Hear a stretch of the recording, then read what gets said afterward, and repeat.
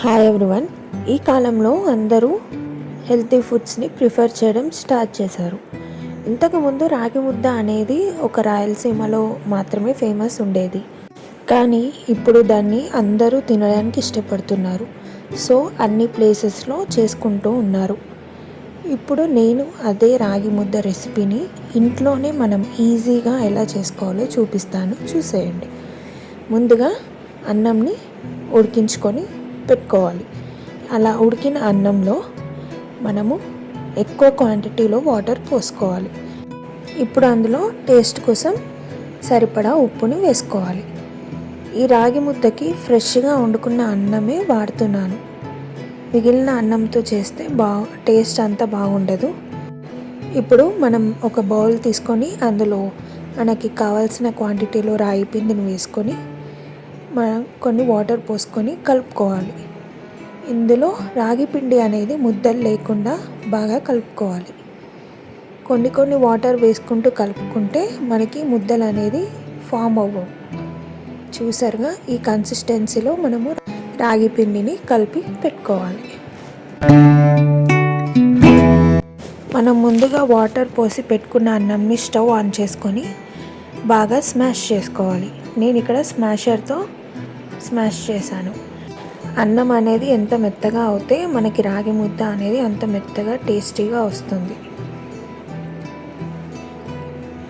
చూసారుగా, ఇప్పుడు అన్నం అనేది బాగా మెత్తగా అయిపోయింది.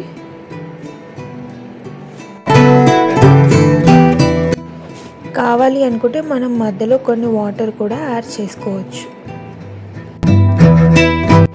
ఇప్పుడు ఇలా ఉడికిన అన్నంలో మనం కలిపి పెట్టుకున్న రాగి పిండిని వేసుకోవాలి.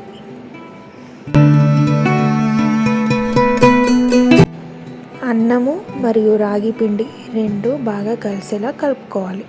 ఇక్కడ కూడా మనము ఉండలు కట్టకుండా చూసుకుంటూ కలుపుకోవాలి.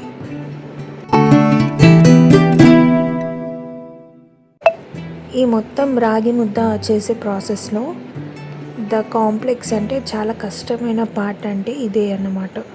బాగా కలుపుకోవడంలోనే మనకి టేస్ట్ అనేది వస్తుంది. ఇక్కడ స్మాషర్ కూడా వాడుకొని మెత్తగా అయ్యేలా కలుపుకుంటున్నాను. ఈ ప్రాసెస్ అంతా చేసేటప్పుడు మనం స్టవ్ అనేది చిన్నగా పెట్టుకొని చేసుకోవాలి, లేకపోతే మనకి మాడిపోయే ఛాన్స్ ఉంటుంది. అలాగే కావాలి అనుకుంటే మనం మధ్య మధ్యలో వాటర్ని కూడా యాడ్ చేసుకోవచ్చు. ఇలా ఉడుకుతున్న రాగి ముద్దలో నెయ్యి అనేది మన టేస్ట్కి సరిపడా వేసుకోవాలి.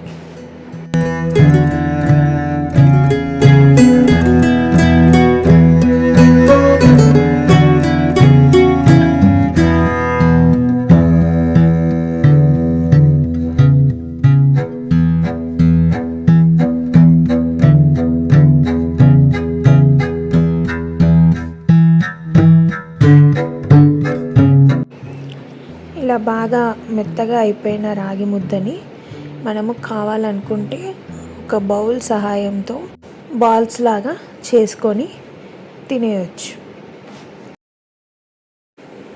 బాల్స్ చేయకుండా డైరెక్ట్ ఇలా తిన్నా కూడా టేస్ట్ మాత్రం చాలా బాగుంటుంది.